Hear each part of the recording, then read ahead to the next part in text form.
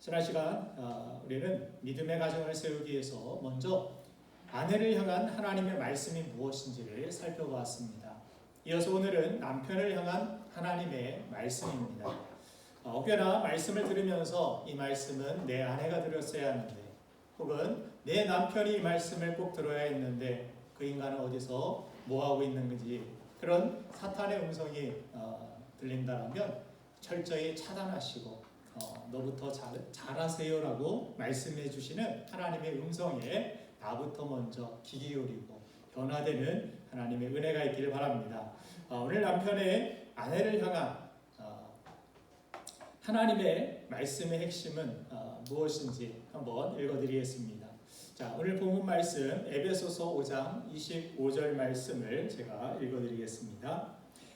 남편들아 아내 사랑하기를 그리스도께서 교회를 사랑하시고 그 교회를 위하여 자신을 주심같이 하라. 이렇게 오늘 본문 말씀을 시작하고 있습니다. 성경을 자세히 보면은 처음에 주었던 아내를 향한 그런 권면보다 남편을 향한 권면이 훨씬 더 많음을 보게 됩니다. 한 성서학자는 이러한 부분은 부부 관계를 깨트리는 원인 제공을 남편이 훨씬 더 많이 하기 때문임을 주께서 아시기 때문이라고 그렇게 지적하는데, 우리 남편들 동의하십니까? 아내들이 더 많이 이렇게 끄덕거리시는 것 같은데, 저를 포함한 우리 남편들은 동의 못합니다. 억울한 부분이 없지 않아 있기 때문입니다. 왜냐하면 가족을 사랑하며 가족을 정말 위해서, 아내를 위해서 나름대로의 최선을 다했고 나름대로의 사랑을 다했다라고 생각하기 때문입니다. 그럼에도 불구하고 남편들의 이 사랑이 인정받지 못하고 그런 오해를 불러오는 이유가 있는데, 바로 남자와 여자는 사랑을 느끼는 코드가 다르기 때문임을 성경은 말씀해 줍니다. 여러분들, 사랑은 배우고 훈련해야 합니다. 마치 악기 연주법을 배워야 아름다운 소리를 낼 수 있듯이, 사랑은 완전한 사랑을 보여주신 하나님으로부터 우리는 열심히 배워야 하고, 또한 그 사랑을 실천하는, 연마하는 삶을 살아야 합니다. 감정만 앞서는 미숙한 사랑이 책임지는 성숙한 사랑으로 나아가야만 우리 가정이 견고히 설 수 있다는 사실입니다. 궁극적으로 사랑은 너의 문제가 아니라 나의 문제일 때가 많이 있습니다. 너는 왜 나에게 이런 사랑을 보여주지 않느냐? 너는 왜 사랑하지 않느냐? 이렇게 이야기하지만, 내가 사랑을 가지고 있으면 우리는 누구라도 사랑할 수 있게 됩니다. 그러나 나에게 사랑이 부족하고 사랑이 없게 되면, 또 사랑을 배우지 못하면 아무도 사랑할 수가 없게 됩니다. 그렇기 때문에 하나님은 성경을 통하여서 남편과 아내 각자를 향해서 무엇이 부족한지를 우리에게 알게 하시고 우리가 힘써야 할 부분이 무엇인지를 말씀해 주고 계십니다. 지난주 남자는 존중과 인정받을 때 사랑을 느낀다라고 말씀을 드렸습니다. 그렇게 아내가 남편을 존중해 주는 그런 사랑이 필요하다라고 하나님은 성경을 통해 우리에게 가르침을 주셨습니다. 어떻게 우리 여집사님들 잘 실천하셨습니까? 대답이 없으십니까? 네, 잘 실천하셨으리라 그렇게 믿습니다. 우리 함성희 집사님, 어떻게 아내가 달라지셨던가요? 전보다 더 존중해 주시고, 아멘. 예, 마지못해 하는 아멘은 아니라 저는 그렇게 믿습니다. 그렇죠? 자, 남자들은 그렇게 잘 먹이고 잘 쉬게 하고 내버려두면 잘 돌아가는 그런 존재라는 진리 외의 꿀팁까지 여러분들에게 드렸습니다. 그러면 오늘 본문에서는 남편의 사랑을 어떻게 아무 오해 없이 아내에게 그대로 전달해 줄 수 있으며, 아내를 행복하게 해주고 또 가정을 말씀을 토대로 하여 믿음의 가정으로 우리가 세울 수 있을까? 오늘 본문 28절에 그 해답을 우리에게 전달해 주고 계십니다. 오늘 에베소서 5장 28절 말씀을 읽어드리겠습니다. 이와 같이 남편들도 자기 아내 사랑하기를 자기 자신과 같이 할지니 자기 아내를 사랑하는 자는 자기를 사랑하는 것이라. 오늘 본문 말씀에서 아내를 사랑함에 있어서 남편이 배워야 할 첫 번째 사랑의 코드는 바로 관심이라고 우리에게 가르쳐 줍니다. 우리가 어떻게 자기 몸을 사랑합니까? 자기 몸을 사랑한다는 뜻이 여러분들 무엇입니까? 우선 몸을 사랑하려면 몸의 신호에 민감하게 관심을 기울여줘야 됩니다. 몸이 배가 고파하는지, 몸이 목이 말라 하는지, 몸이 어디가 아픈지, 어디에 이상 신호가 있는지 놓치지 않고 지속적인 관심을 갖는 것, 그것이 자기 몸을 사랑하는 것입니다. 그렇게 지속적인 관심을 가지고 살피고 또 살피는 것, 그런 관심을 보여줄 때 그 안에서 사랑이라는 것이 나오게 되는 것입니다. 몸에 필요한 어떤 필요들을 우리가 거기에 민감하게 대응하지 못하면 우리 몸은 무의식 중에 병들어가게 될 수밖에 없을 것입니다. 베드로전서 3장 7절 말씀을 보면은 이런 말씀이 있습니다. 남편들아, 이와 같이 지식을 따라 너희 아내와 동거하고 그를 더 연약한 그릇이요 또 생명의 은혜를 함께 이어받을 자로 알아 귀히 여기라. 이는 너희 기도가 막히지 아니하게 하려 함이라. 아멘. 아내는 연약한 그릇과 같아서 깨지기 쉽습니다. 또 은혜를 함께 받고 기도가 막히지 않게 하기 위하여서 귀하게 여기라고 말씀하고 있습니다. 실제로 우리 남편의 무관심으로 인하여 아내의 마음이 깨져버리면 남편의 마음도 불편해지고 막상 교회에 와도 계속 그 생각만 나게 되고 기도하려고 해도 내가 어떤 그 관계의 불편함으로 인하여서 기도가 막혀버리고 은혜 받기가 어려워지는 그러한 경우들을 보기도 합니다. 결국 아내를 향한 이러한 관심은 남편 자신을 위한 것이기도 한 것입니다. 남자들은 타고나기를 단순해서 복잡하고 세심한 그러한 것들은 보통 거리가 먼 것을 봅니다. 그러니 오죽하면 성경에서까지 관심에 노력을 기울여야 한다라고, 네 몸처럼 그렇게 사랑하라고 하나님께서 우리에게 강조해 말씀하시겠습니까? 그래도 다행인 것은 이런 남자들도 결혼 정년기가 되면은 뇌에서 도파민이라는 이러한 호르몬이 많이 나와서 사랑하는 사람에 대하여서 초능력 같은 그러한 집중력을 발휘하면서 제정신이 아닌 것 같은 행동을 하는 사람들을 봅니다. 제가 아내와 만날 때를 가만히 생각해 보면 정말 제정신이 아니었던 것 같습니다.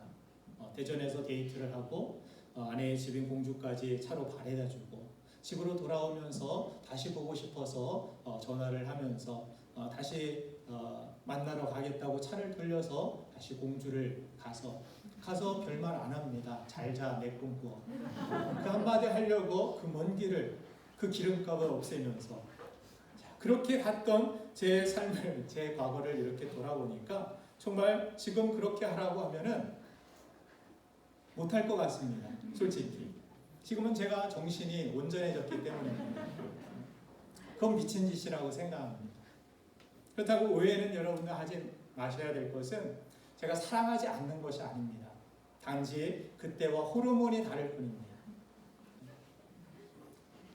대신 지금은 이전보다 본문 말씀처럼 아내에 대해 관심을 더 가지려고 노력합니다. 예전에는 꽃 한 송이 아내에게 주지 않았습니다. 지금은 아내가 꽃을 너무나 좋아하니까 왜 그렇게 그 꽃집에서 그렇게 쳐다보는지 몰랐습니다. 그런 관심들이 없었습니다. 그냥 꽃이 이쁘니까 보는 거겠지, 그런 생각만 했지 아내가 그렇게 꽃을 사랑하는지 몰랐습니다. 꽃 한 송이 가져다 주면 얼마나 기뻐했는지 아직도 그 모습을 잊지를 못하고 어떤 기념일이나 이런 때가 되면은 꽃을 제가 사다 줍니다. 자, 그렇게 아내에 대하여서 더 관심을 가지고 더 노력을 하려고 할 때, 그런데 제가 아내와 그렇게 살면서 아직까지도 수수께끼 같은 점, 그 한 가지 점을 발견하게 되었는데 우리 남편들에게 제가 조언을 드리고자 이 말씀을 드립니다. 여자의 언어는 이 화성의 외계어처럼 번역이 필요하다라는 말입니다. 번역이 필요합니다. 말과 마음이 다를 때가 많이 있다는 사실을 발견했습니다. 예를 들면 이런 겁니다. 길 가다가 아내가 이거 이뻐? 이거 어때? 이거 이쁘지? 그러면 저는 이쁘네 하고 갈 길을 갑니다. 이쁘냐고 물어봤으니까 거기에 맞는 대답을 저는 정답을 말해줬습니다. 그리고 저는 대답을 잘했다고 그렇게 생각하고 앞으로 나아갑니다. 근데 지나가 보니까 그 말의 의미는 이거 이쁘니까 좀 사줄 수 없느냐 그런 의미가 담긴 말이었습니다. 그리고 제가 살면서 또 터득한 노하우인데 아내가 밖에서 오늘 누가 속상한 일이 있었어 이렇게 이야기하면서 블라블라 뭐 이렇게 여러 가지 이야기들을 합니다.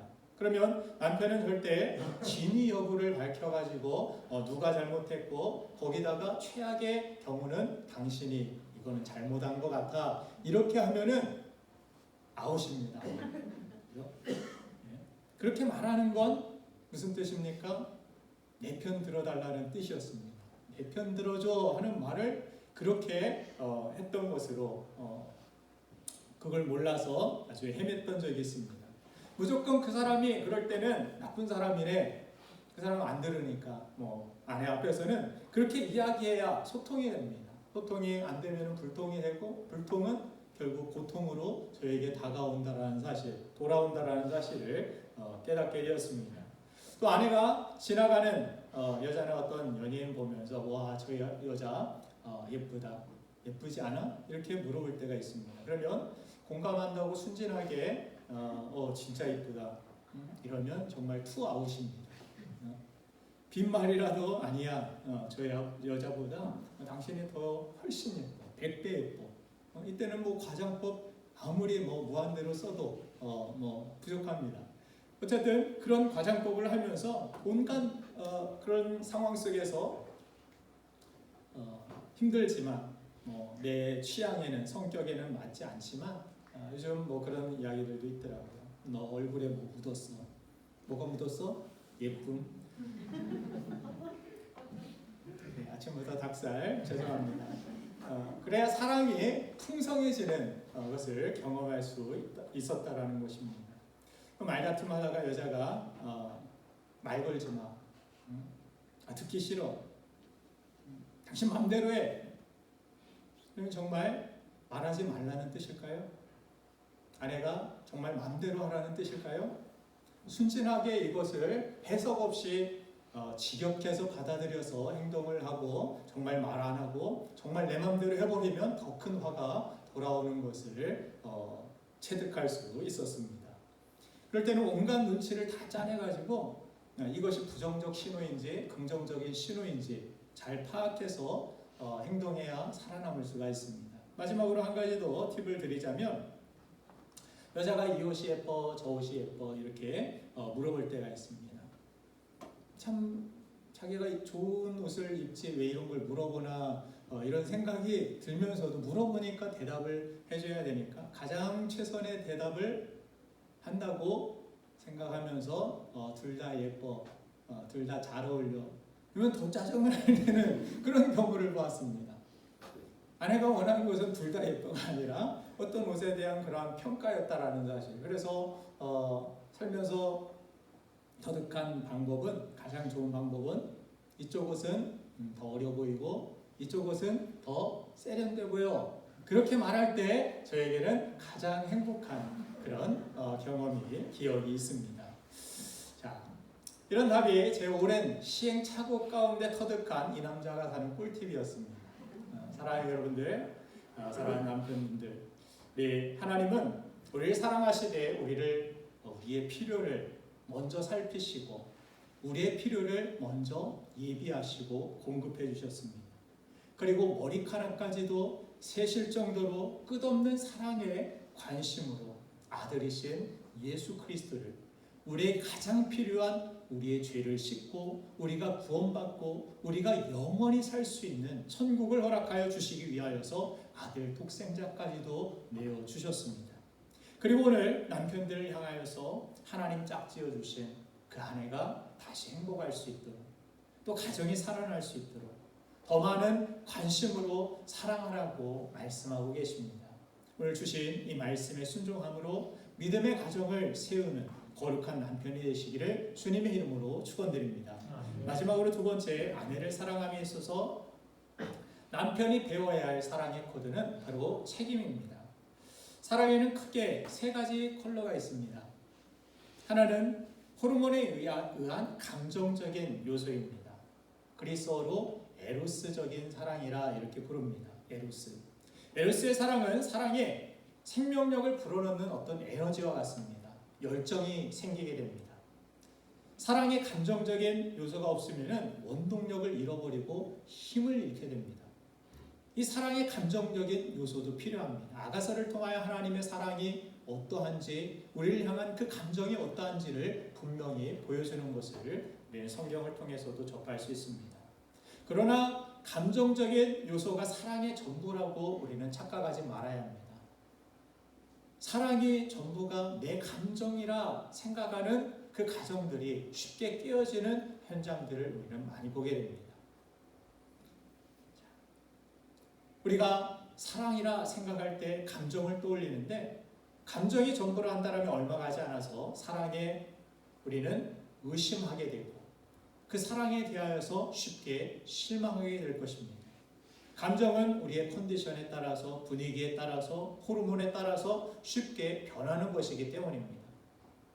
그러므로 사랑은 감정만이 아님을 우리는 분명히 알아야 합니다. 또 하나의 사랑의 컬러는 필리아라고 부르는 우정적인 요소입니다. 살면서 한 번쯤 저 사람에 대한 뜨거운 감정은 없는데, 중년 부부들은 그런 생각을 할 수 있습니다. 이제는 우정의 어떤 관계 같은, 예전처럼 막 설레이고 손끝만 닿아도 막 전기가 오고 그렇진 않지만 정말 든든하고 편안하고 어떤 보호받는 느낌을 갖는 우정적인 그러한 단계를 겪을 수 있습니다. 그러면서 나는 왜 사랑이 없지 하고 다른 사랑을 찾을 것이 아니라 그것도 사랑임을 우리는 알아야 한다는 것입니다. 자, 필리아는 그렇게 정신적인 사랑을 의미합니다. 필리아는 형제나 어떤 친구, 그 사이에 두터운 사랑을 뜻하는 것인데, 이것은 친구나 형제에만 적용되는 것이 아니라 부부나 연인 간에도 우정의 요소는 중요한 역할을 담당하게 됩니다. 부부는 가장 귀중한, 가장 소중한 베스트 프렌드가 될 수 있습니다. 그런데 친구가 되려면 서로를 존중해야 됩니다. 친구는 대등한 관계가 되어야 됩니다. 한 사람이 다른 사람을 지배하게 되거나 한 사람이 어떤 종속적인 관계를 갖게 되면 진정한 우정이 거기에서는 싹틀 수가 없습니다. 또한 같은 꿈과 같은 목표, 같은 신앙의 가치관을 공유해야 대화도 잘 되고 같은 진리의 공유로 인해서 우정은 더욱더 견고해지며 더 건강한 필리아의 사랑을 이룰 수 있습니다. 성경은 예수님께서 너희를 친구라 이제 부르겠다라고 말씀하시는 것을 보게 됩니다. 같은 비전을 향하여, 같은 목표를 향하여서 함께 나아가는 그러한 동료의 관계, 가족의 관계, 우정의 관계를 우리에게 말씀하신 바 있습니다. 황혼길을 손잡고 걸어가는 그러한 부부의 모습을 보신 적 있습니까? 그 모습이 아름다워 보이는 이유는 인생의 고락을 함께한 진정한 동료애가 느껴져서일 것입니다. 뜨거운 사랑의 어떤 감정을 찾아볼 수는 어렵지만 그럼에도 불구하고 그 사랑이 아름다워 보이는 이유는 바로 이와 같은 동료와 같은 친구와 같은 그런 필리아적인 사랑의 요소 때문이라고 믿습니다. 세 번째, 사랑의 컬러는 의지적인 사랑입니다. 의지적인 사랑은 책임지는 사랑을 의미합니다. 주고받는 어떤 관계가 아니라 자신을 내어주는 자기 희생적인 헌신의 사랑, 이것을 아가페의 사랑이라고 성경은 말씀합니다. 조건 없는 사랑, 우리에게 하나님께서 보여주신 사랑이 바로 이 아가페의 사랑입니다. 의지적인 사랑은 사랑을 영원하게 만드는, 지속하게 만드는 가장 중요한 요소입니다. 그리고 결혼을 지탱해주는 가장 중요한 요소가 바로 아가페 사랑입니다. 그래서 하나님으로부터 이 사랑을 배우지 못하고 하나님의 사랑을, 그 뜨거운 사랑을 경험하지 못하고 결혼 생활하는 사람들은 어떻게 보면 저는 폭탄을 안고 살아가는 가정들이라고 생각합니다. 남편도 아내도 이 하나님의 조건 없는 이 아가페의 사랑을 분명히 배워야 됩니다. 이런 사람이 있었죠. 힘들고 어려울 때 결혼 생활하면서 얼마나 많이 씁니까? 얼마나 위기가 많이 찾아오는지 모릅니다. 그런 가운데 감정적인 사랑만 있다라면 그 가정은 반드시 깨지고 무너질 것입니다. 그러나 하나님의 이 조건 없는 아가페적인 이 사랑이 그 가정에 있다라면, 누군가 그 사랑을 가지고 버텨내고 그 사랑을 가지고 용서해주고 그 사랑을 가지고 나아갈 수 있다라면 그 가정은 믿음 안에서 행복한 가정으로, 건강한 가정으로 바로 서게 될 줄로 믿습니다. 우리가 결혼식장에서 서로에게 맹세하는 이 결혼 서약문에서 우리는 의지적인 사랑의 모습을 발견할 수 있습니다. 결혼을 하려면 서약을 이행하겠다라는 이 책임감에서 시작하는 것입니다. 결혼식장에서도 하객들이 양쪽으로 이렇게 갈라서 있습니다. 갈라서고 그 중간을 이렇게 행진하는 부부의 모습을 보게 되는데, 이것은 중동의 언약의 문화에서 가져온 결혼 풍습입니다. 중동의 결혼식은 약속을 할 때 있어서 예전에 고대에는 동물을 반으로 쪼갭니다.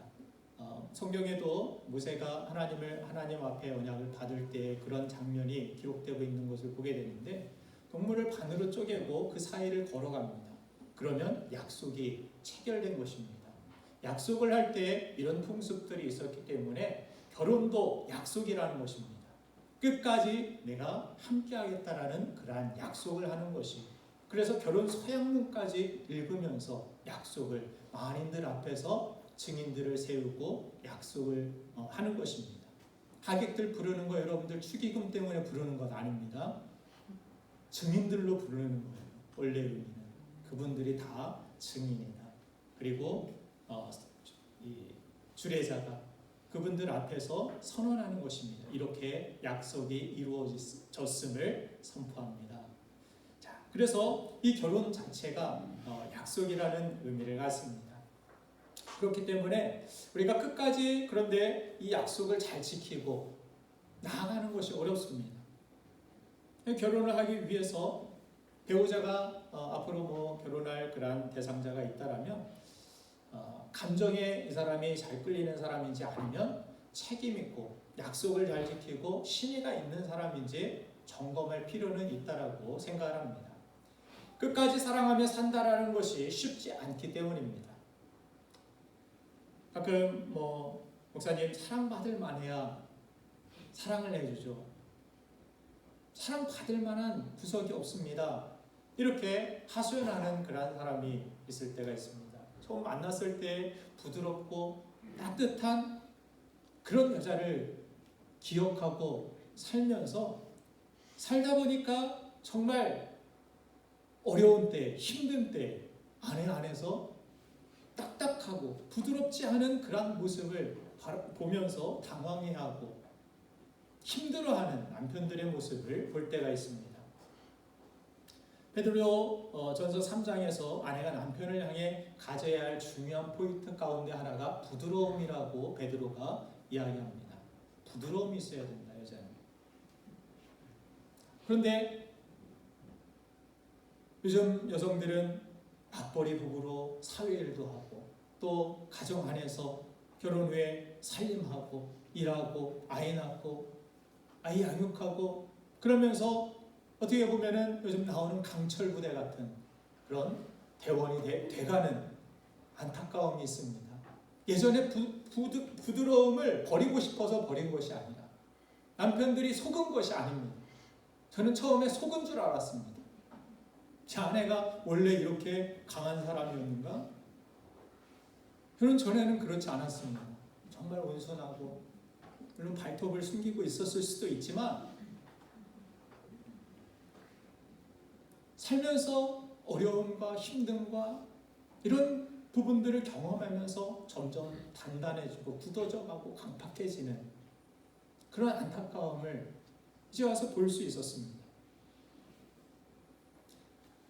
남편은 군대에서도 정말 지겹게 봐왔던 그런 모습을 집에서까지 보게 되니까 당황하게 되고 힘들어하게 되는 이런 상황들.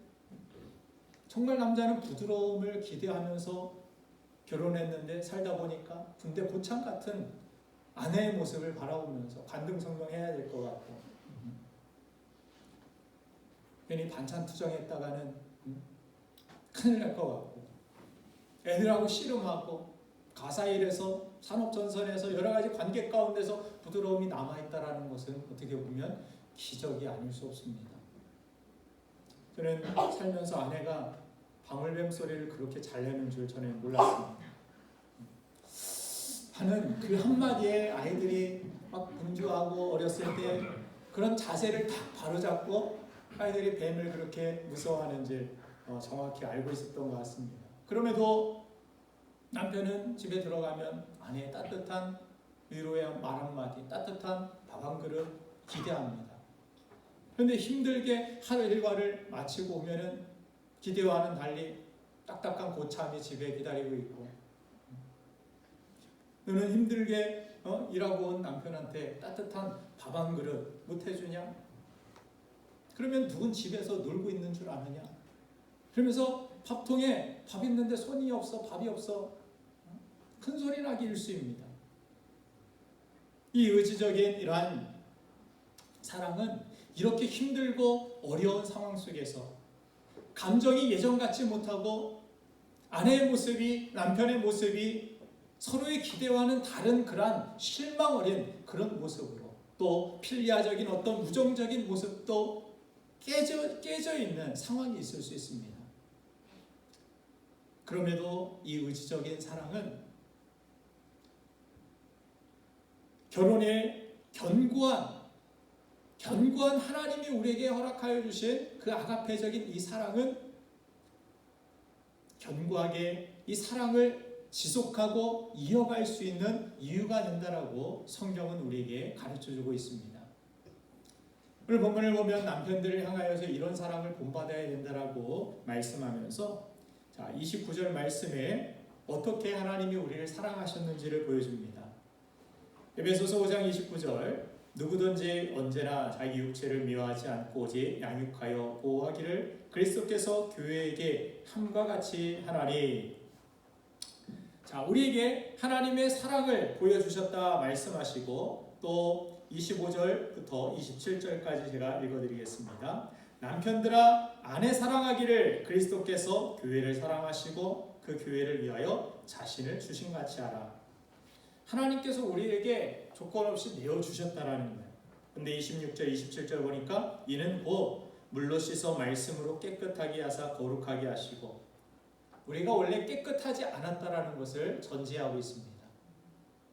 부족하고 더러웠다라는 거예요. 그럼에도 아시고 의지적으로 우리에게 다가오신 것입니다. 우리에게 아들을 내어주신 것입니다. 그리고 27절, 자기 앞에 영광스러운 교회로 세우사 티나 주름 잡힌 것이나 이런 것들이 없이 거룩하고 흠이 없게 하려 하십니다. 우리는 원래 주름이 많습니다. 우리는 원래 연약하고 티가 많이 있습니다.